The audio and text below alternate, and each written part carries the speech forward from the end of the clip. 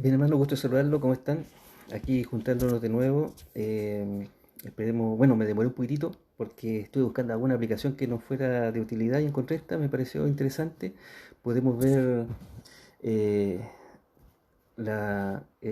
simultáneamente algunas cosas. Vamos a ver si puedo colocar la foto, algunas fotitos y sobre todo la Biblia, ya que ya que a veces no podemos estar simultáneamente los dos, vamos a ver si podemos hacer esas cosas.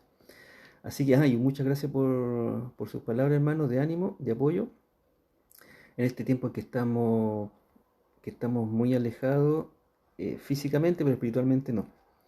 Recordar siempre la recomendación, quedémonos en nuestras casas, si salimos, que salgamos y volvamos a cosas puntuales y cuando regresemos también lavémonos bien las manos, mucho aseo con jabón, ¿m? Eh, y así de esa manera nos vamos a poder cuidar. Hay gente que está muy complicada en otras ciudades, en otros países, y esperemos que en Chile no llegue tan fuerte como ha llegado a nuestros países. Dios nos está cuidando, Dios nos está protegiendo, así que vamos a orar también para Él. Cerremos nuestros ojitos y oremos así. Padre que estás en los cielos, agradecemos Dios esta oportunidad que usted nos da de estudiar su palabra. Gracias porque hasta ahora usted nos ha protegido. Gracias porque se ha compadecido de nuestro país, particularmente de nuestra iglesia, Dios. Le agradecemos todas estas cosas y pedirle especialmente por este estudio bíblico que vamos a tener. Ayúdenos a entender lo que usted quiere que entendamos, Dios. En el nombre de Cristo Jesús oramos. Amén. Bien. Eh, Estábamos, ¿no es cierto?, nosotros viendo. Vamos a ver si nos resulta esto. A ver si nos resulta. Ahí está. Vamos a ver. Aquí estamos. Estábamos en la transfiguración. Versículo capítulo 17. Abramos nuestra Biblia en el capítulo 17. Y nos encontramos con Pedro, Juan y, y Santiago, Jacobo, eh, viendo a Jesús cómo se transfiguraba. En un monte alto, dice la Biblia. No dice qué monte era un monte alto. Pero estaban dos personajes muy importantes allí. Esto aparece en la primera parte del capítulo 17. ¿Quiénes estaban? Moisés y estaban Elías. Moisés, el padre de la ley. La ley es aquella que nos desnuda de nuestro pecado. La ley nos dice que somos pecadores.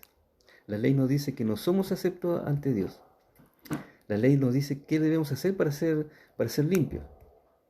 Pero no nos hace limpio la ley. Elías. Elías, el padre de la profecía, de los profetas. Para los judíos habían dos personajes más importantes, que eran Moisés y Elías.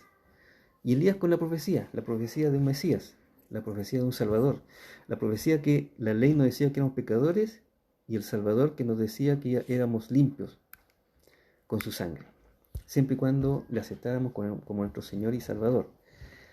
Esos dos personajes estaban ahí, junto con Jesús. Y Pedro, Juan y Santiago, Jacobo, pudieron observar esto. Pedro no paraba de hablar. Hablaba y hablaba. Hablaba hasta cuando escuchó una voz del cielo que le dicen, este mi hijo amado, a él oíd. Y realmente hay que mejor quedarse callado y empezar a escuchar nomás lo que Jesús nos quiere decir. A veces ese error cometemos, hablamos mucho y escuchamos poco. Y sobre todo cuando son las cosas de Jesús.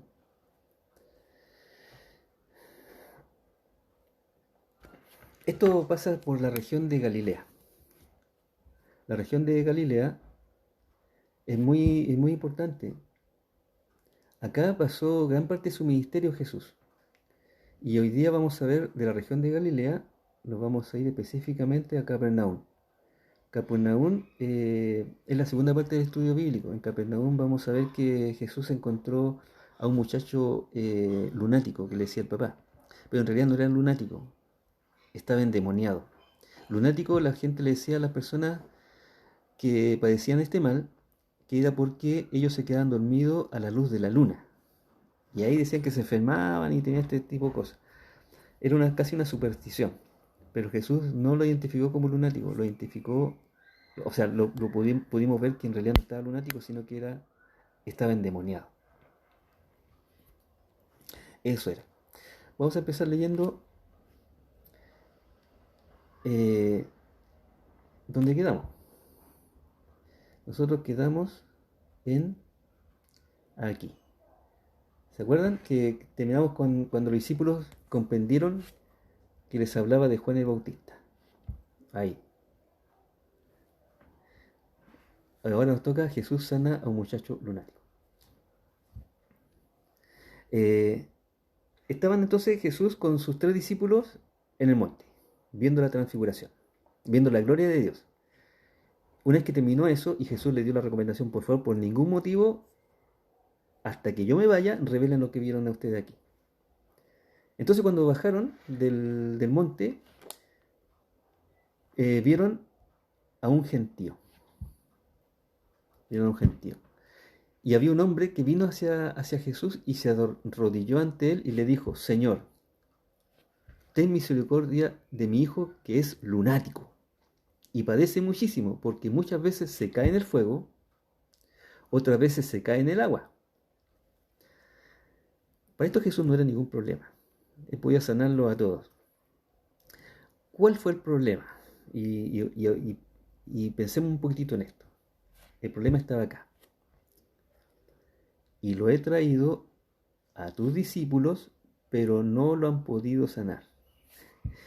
Yo creo que por ahí está el problema. ¿Por qué no lo pudieron sanar los discípulos? ¿Por qué? ¿Por qué si antes habían podido hacer otras cosas que Jesús les había mandado? Entonces Jesús se enojó bastante. Respondiendo Jesús le dijo: Oh generación incrédula. Oh generación incrédula. Miren, acá hay 2 cosas. Generación incrédula más perversa. Es incrédula y perversa. Generación incrédula. ¿Hasta cuándo he de estar con vosotros? Y acá la pregunta, hermano, a ver si me pueden contestar. Cuando Jesús dijo incrédula y perversa, ¿se estaba refiriendo a los discípulos?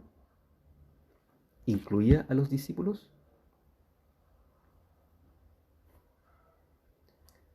¿Qué piensan ustedes?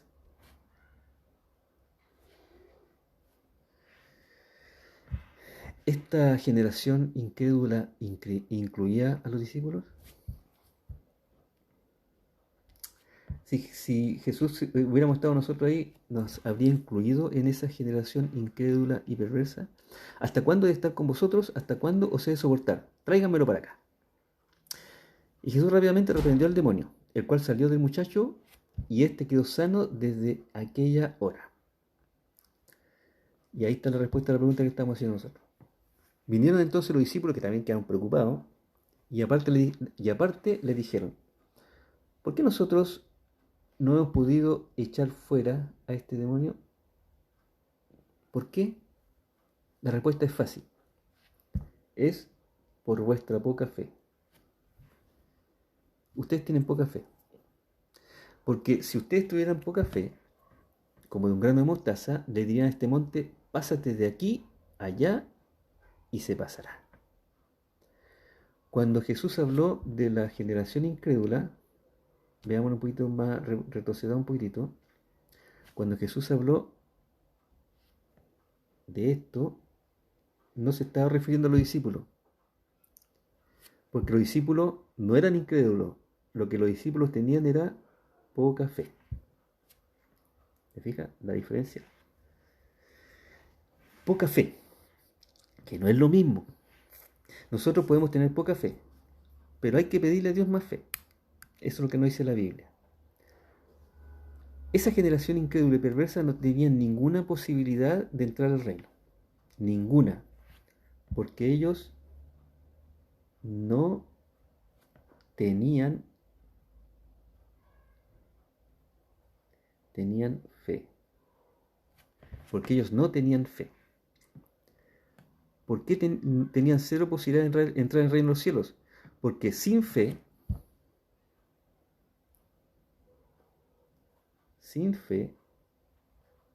¿qué pasa?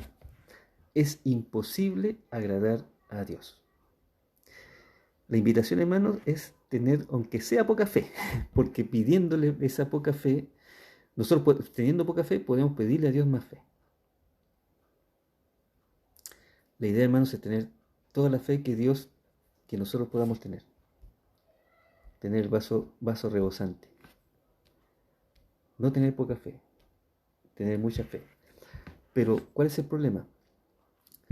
Que si yo digo que tengo mucha fe, aunque sea como el porte de un grano de mostaza, con esa poca fe sería capaz de decirle eh, a este monte, pásate para allá, y ese monte se pasaría. Por lo tanto, yo haciéndome una introspección, yo digo que tengo poca fe. Porque no soy capaz de hacer estas cosas. Pero lo que sí yo debo hacer es pedir todos los días a Dios más fe. Y hermanos, esta es una prueba de quedando en la casa, es una prueba de fe. No podemos enfriarnos por ningún motivo, hermanos. Yo le invito a estudiar su Biblia, conocer más de Jesús. Esperamos hacer más estudios bíblicos entre semanas, no lo sé, hacer algo, pero no podemos enfriarnos, hermanos. No podemos estar... organice su culto de hogar, también puede ser algo muy importante. Pero ¿cómo nosotros adquirimos más fe? ¿Cómo nosotros podemos adquirir más fe? Aquí dice Jesús que esta cosa en particular, o sea, sacar afuera demonios, dice, esto sale con oración y ayuno. Este género sale con oración y ayuno. O sea, la oración y ayuno hace que nuestra fe aumente. Porque estamos más cerca de Dios, nos sentimos más cerca de Dios, nos olvidamos de todo. Esto es más que un problema de estar en la casa, hermano. Puede darse como una oportunidad. A veces estamos muy lejos de nuestra familia. Mira, han pasado tantas cosas interesantes.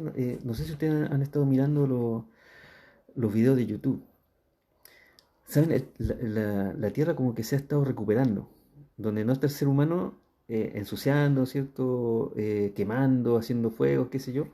Como que la naturaleza ha estado recuperándose. Donde no había naves, ahora hay aves. Donde no habían peces, ahora están llegando los peces. Estaba mirando un video de Venecia, no sé si ustedes lo vieron. En Venecia, esos canales hediondos. Y no solamente hediondos, sino que turbios. Ahora hay delfines, hay peces ahí. El agua está cristalina. Es una oportunidad. Ahora, si usted está en su casa, tiene la oportunidad de estar con su familia. Puede hacer culto de hogar. Hay un montón de cosas que uno puede hacer. Tomarlo más que un problema, tomarlo más como una oportunidad de acercarse a Dios. Este género, voy a cambiar de color.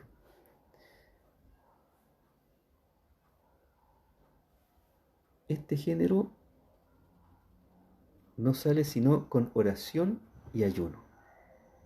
Esto que estamos pasando nosotros, podemos decirlo, no sale sino con oración y ayuno. Sale con oración y ayuno. Es nuestra oportunidad. Bueno, pasamos al versículo número 22. Cuando Jesús anunció por primera vez su muerte, ustedes tienen que acordarse que se lo dijo a su discípulo. Y le dijo, es necesario que yo vaya ¿cómo se llama? A Jerusalén, es necesario que los sacerdotes me tomen, es necesario que yo padezca y es necesario que yo muera. Es necesario que eso ocurra. Pedro le dijo, lo llamó a un lado a Jesús y le dijo, Señor, pero ten piedad de ti, no puede ser que hagas esto. Y Jesús se molestó mucho con Pedro y le dijo, apártate de mí, Satanás. Pedro, hacía poco rato había manifestado su convicción de que Jesús era el Mesías.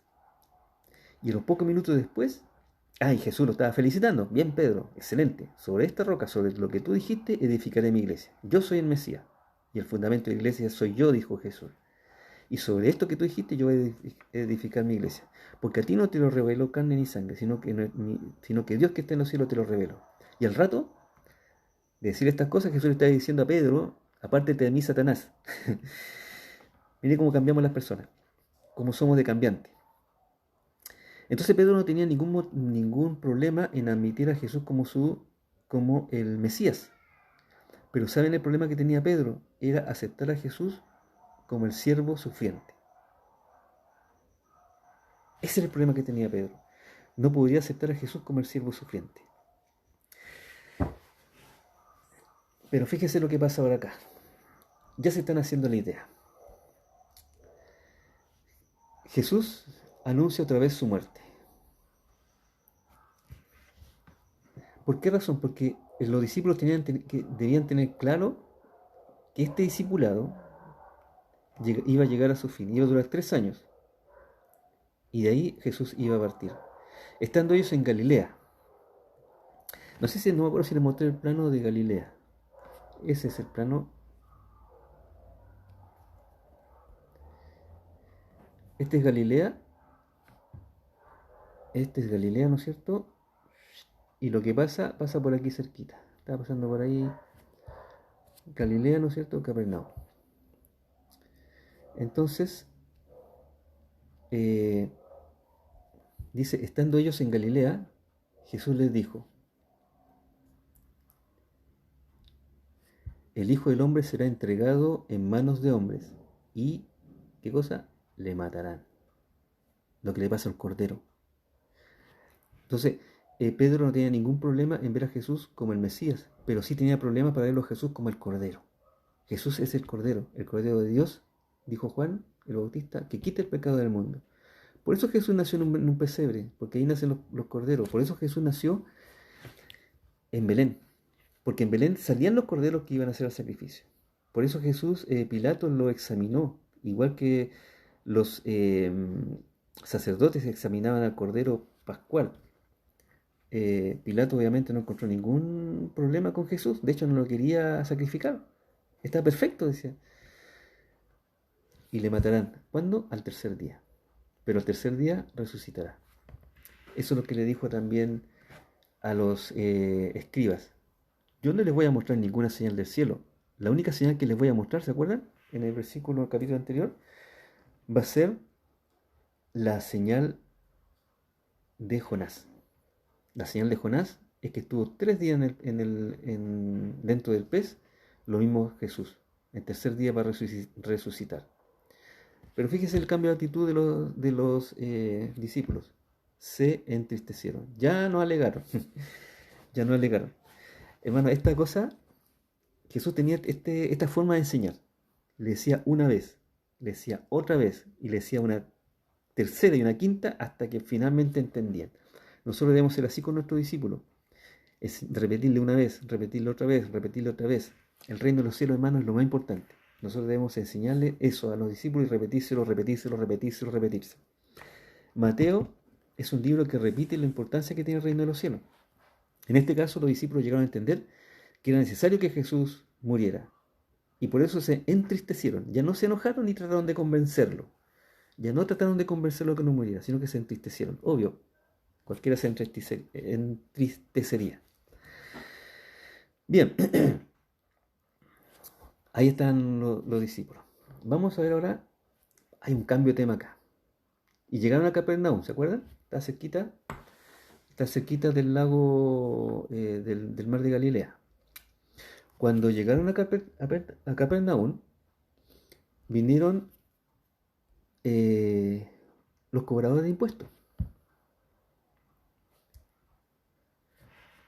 Y le dijeron a Pedro, oye, ¿van a pagar las 2 dracmas? Cuando llegaron a Capernaum, vinieron a Pedro los que cobraban las 2 dracmas. Y le dijeron, ¿vuestro maestro no paga las 2 dracmas? Pedro inmediatamente dijo, sí, sí lo paga. Sí lo paga, no tengan ningún problema, él lo paga. Jesús no tenía, no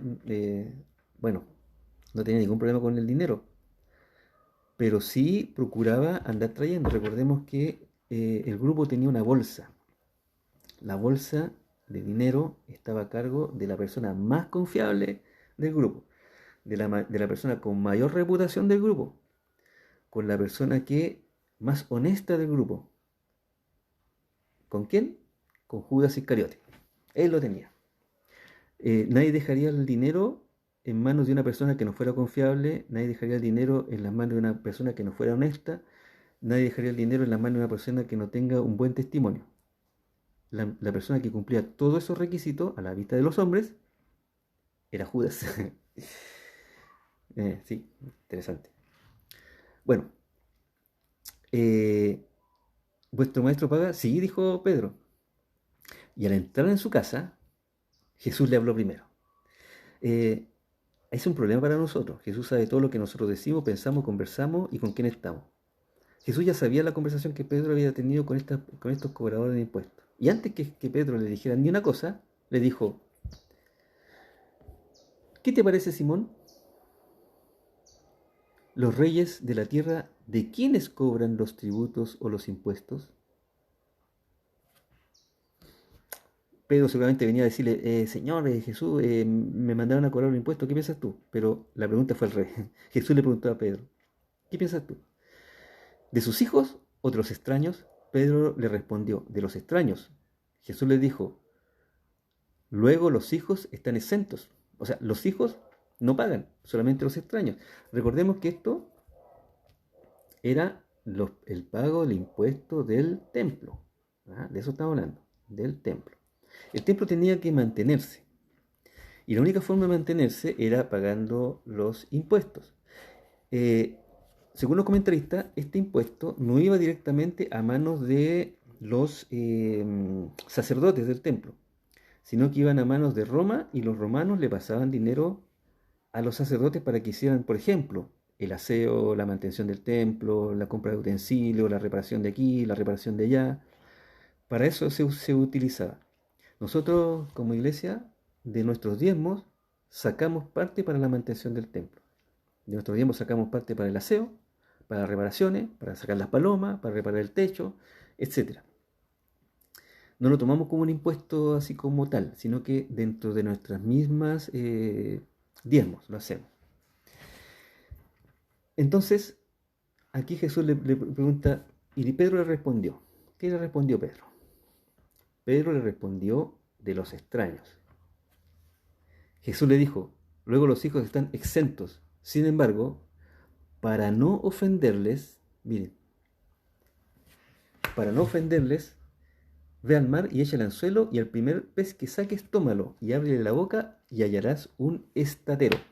El estatero era el costo del impuesto, pero de dos personas. Dos. Que sería en este caso el impuesto que debía pagar Pedro y el impuesto que debía pagar Jesús. ¿Cómo le vamos a tener? Depende de la boca. Pero yo quiero hacer un poquito de alcance de esto, para no ofenderle. Ustedes saben que hace poco falleció mi mamá. Mi hermana lo cuidó durante todo su periodo complejo, muy complejo. Cuando falleció, mi hermana es católica, pero católica profesante, junto con su marido. Por lo tanto, ellos quisieron hacer el velorio en un templo católico. No sé si ustedes saben que tengo un tío que es testigo de Jehová y un hermano también. Ellos tienen mucho problema con esto, entrar en un templo católico se complica mucho. Pero yo dije, bueno, yo voy a entrar para esto, para no ofenderles, para no ofenderles. Voy a entrar y voy a estar ahí y pienso que no lo ofendí. Mi tío no entró, mi hermano tampoco, pero no quise ofenderlo. ¿Mm? Pero hay un límite para esto.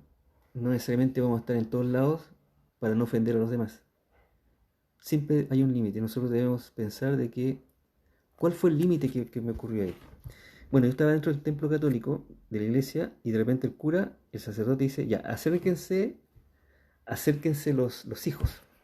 Entonces, ya, yo era hijo, por lo tanto tenía que acercarme. Ya, rodeen el ataúd. Y rodeamos el ataúd, somos cinco en total.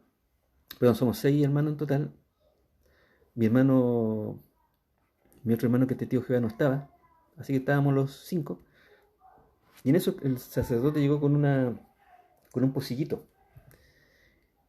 Y se lo pasó, y yo me quedé al otro extremo. Se lo pasó al primer hermano que estaba en un extremo. Entonces, bueno, él entendía lo que tenía que hacer, pues sacó la cosa y le echó, y agua bendita que había que echarle en el ataúd. Chata, dije yo, bueno, estoy aquí para no ofenderle, pero no, nunca es tanto la cosa, no puedo pasar más allá. Cuando llegó a mí, tomé la vasija con el agua bendita, la tomé, lo tuve como unos 3 segundos y se lo devolví a mi hermana. Y mi hermana, como sabe que yo no soy católico, se lo pasó al cura. Y nadie resultó ofendido. Yo tampoco, ¿cómo se llama? Consideré que no hice nada incorrecto. Eh, Eso, para no ofenderle. Hay un límite, hermano. Hay momentos que necesariamente vamos a tener que ofender. Pero si es posible, como dice Pablo, estar bien con todos, estemos bien con todos. Pero pensemos que siempre hay un límite. Eso enseñémosle a nuestros discípulos. Hay un límite. ¿Ya?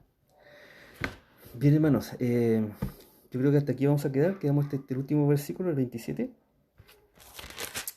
¿Sí? La próxima semana empezamos con el capítulo 18.